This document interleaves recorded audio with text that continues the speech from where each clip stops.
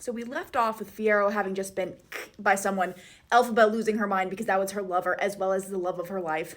Elphaba basically entering like a fugue state and going off and finding help at a nearby church. Years have passed. She had Fiyero's baby, even though she doesn't remember this. And she's just recently regained her sense of self as Elfie, which was the nickname that Fiyero used for her and her friends used for her. And she did this by administering medical care to her dying friend, who she treated at the church. She has now been put on a train with her son Lear, even though she doesn't know that's her son and she doesn't know why the kid is coming with her. They are on their way to Fiyero's birthplace. Her plan and her desire is to find Fiyero's wife and confess all of her misdeeds and explain that she's the one who got him killed. Because even though it's not even possibly her fault and she did everything that she could to get Fiyero to leave, except for like refusing to see him anymore, she feels really guilty that Fiyero died because she loved him and she thought he was a great person. On the way, she collects a few animal friends, including some sentient bees, a regular dog, and a monkey. She didn't like the cook because he was catching and butchering animals, and she had no way to know if they were animals or animals, and the guy was acting like he didn't care, and so she got the bees to kill him. This is the first example of Elphaba possibly having some magic, but she didn't do it consciously, and so she doesn't even know if it was actually her who did it, or if the bees could just like read her mind, and they were like, oh, they don't like this guy, let's go get him. So Elfie, with all of her animal friends and Lear, make their way to the mansion where Fiyero's ex-wife is living. She is living there pretty isolated from the rest of the community because she has 2 sons and 1 daughter. And she knows that if she goes out into the community, or she lets her sons go out into the community, that they're going to be like sitting targets because somebody is going to want to like take them out so that they can be the ruler. This is the case because her sons are still too young to defend themselves. And since their dad was the prince, that means that they are next in line for the throne. The only other people that live there and help take care of everything are Fiyero's wife's sisters, and they all have names like 1, 2, 3, 4, 5, 6, 7. They're very angry and they're very resentful of their sister for having the nerve to marry someone who died so young. And I'm not exaggerating, those were their exact words. So Elfie goes there with the sole goal of confessing, and Fiyero's wife is like, I don't want to hear it. I don't have to hear anything that I don't want to hear. This is my house, and if someday I decide that I want to hear it, I can, but I don't want to hear it.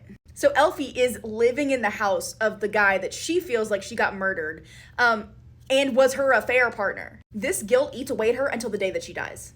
As I mentioned earlier, Elfie is paying almost zero attention to Lear. He is literally just a tag along. She pays more attention and gives much more love to the little monkey that she saved. So the other boys in the house were always playing with Lear, but they were also always like threatening him and making him do things he didn't want to do and putting him in danger. At this point, Elfie, Lear, the dog, the bees, and the monkey have been living there for a couple of years. Elfie is lonely, and so she calls for Nanny to come and stay with them. There's this thing called a fish well that they keep in the cellar of the property. As the name says, they get fish from the fish well. One day, the kids are all playing hide and seek, and Lear's not very good at it because he's a little bit younger and he's clumsier and he's just not as good. And so the oldest brother was annoyed at this because Lear would always follow him around and then they both get caught. So the kid is like, oh my gosh, I've got the perfect place for you to hide. And Lear is like, where? And he's like, in the fish well. We can just lower you down in the bucket because the bucket's really strong and really heavy and Lear's pretty small. Now Lear is a scaredy cat, and so he's like, I don't want to do that. And dude is like, no, you can do it. It's going to be great. I'm going to be right here, hiding right here. It's going to be fine. She's never going to find you, and you're going to win. So Lear's over here like, okay, I guess. The oldest son lowers Lear down into the fish well, and then he forgets about him. Not only does the oldest son forget about him, everybody forgets about him. It's about 6 hours later, and that's when Nanny is finally like, hey, where is Lear? And they're like, who? And Elfie's like, oh yeah, where is that kid? And they're like, you don't know where Lear is either? And the kids were like, oh, we were playing with him earlier. I don't know where he went. Then we hear a scream from one of the sisters because they had just found Lear's body in the fish well. They started doing chest compressions and CPR on him, and he coughed up some water, and he was still alive, but I don't know how he was still alive. He definitely had hypothermia. So Nanny was the most sensible one, and she was like, okay, where's his bed? We need to get him wrapped up. We need to warm him up. We need to put him in bed. And they were like, oh, he doesn't have a bed. And Elphaba's over here like, what do you mean he doesn't have a bed? That's his mom. And Fiyero's wife, of course, was like, what do you mean he doesn't have a bed? And Elphaba's like, well, it's your house. How am I supposed to know if he has a bed? And Nora, the youngest daughter, was like, well, sometimes he tries to get in my bed, but then I push him out because he moves too much. He takes up too much room. So this kid has just been literally sleeping on the floor for like 2 years. So Nanny's over here like, listen, y'all better find that boy a bed or he's going to have my bed and I'll sleep on the floor. And they're like, no, you can't do that. And she's like, so Elphaba figures out which one of the kids led him to do that because she knew he didn't get down there by himself. And that kid accidentally died via an icicle that fell through his skull. This is another example of people having bad accidents. First the bees, then the icicle, when Elphaba wanted them to have a bad accident. But again, Elphaba is not consciously doing any of this. Which brings us to the grimoire. Elphaba stumbles across the grimoire in the attic of Fiyera's wife. She tells Elphaba that a strange traveler had given it to her for safekeeping. She had allowed him to stay in her home, and as a gift, he had given it to her as payment, even though she was like, I don't want that, I can't read. And he was like, well, you should take it anyway. I need somebody to take it. It's going to be safe here, I can tell, and you deserve it. And she's like, okay, fine. Fiyera's wife had no idea what this book was. She had never read it, and she knew that they had given it to her for safekeeping because the people in the other world that this traveler had come from had told her that, like, it wasn't safe in his world, but it would be safe in her world because nobody could read it. So Elphaba was like, well, can I try and read it? And she's like, sure, I don't care. So Elphaba is playing with the grimoire, and she's trying to use it to get the monkey to talk. But the monkey only ever learns to say, like, nonsense words. Like, he can repeat syllables, he can repeat sounds, and he can even make words, but it's single words, and it's usually, like, 1 or 2 syllables. Which is still more than a normal monkey, so a couple more years go by, and some soldiers come. Some soldiers set up camp nearby, and they lie, and they say that the reason that they're there is to make sure that the crown prince's family is protected. But these aren't soldiers of the people in this area. These are soldiers of Oz. Not so fun reminder, Oz is a dictator at this point, like full-on dictator. As a dictator, his goal right now is expansion. So Nora, the daughter, thinks that the soldiers are cute. Like some of the younger soldiers, she thinks that they're cute. And the older sons think that the soldiers are cool and manly. As soon as the soldiers came up to the door, Elphaba was like, oh no, we need to get them out of here.